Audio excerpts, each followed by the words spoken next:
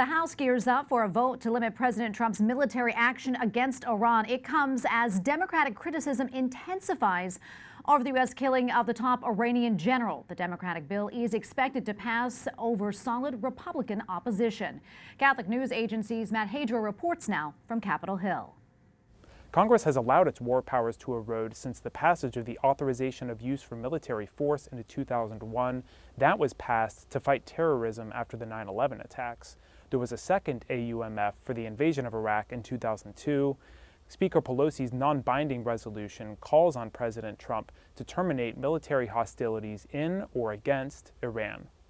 Pray for peace. We must avoid war. Speaker Pelosi accuses the president of conducting a provocative airstrike against Iran that endangered Americans and of doing it without consulting Congress. Pelosi says that's why this war powers resolution is needed.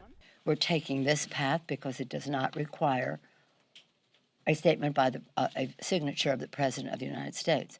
This is a statement of the Congress of the United States, and I will not have that statement be diminished by whether the President will veto it or not. She's striving to restrain the president, even as she concedes the Iranian general was guilty of bad actions. We have no illusions about Iran, no illusions about Soleimani. He was a terrible person, did bad things.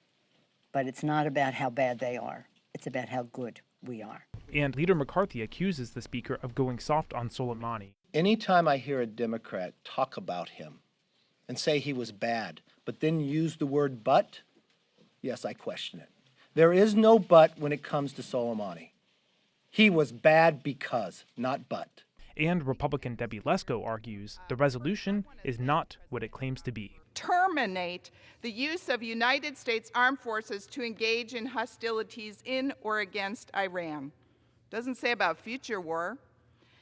We do not currently have U.S. armed forces engaged in hostilities in or against Iran. Yesterday, the president of the U.S. Conference of Catholic Bishops issued a statement calling on all parties to, quote, embrace peace rather than violence. At the Capitol, Matt Hadro, EWTN News Nightly.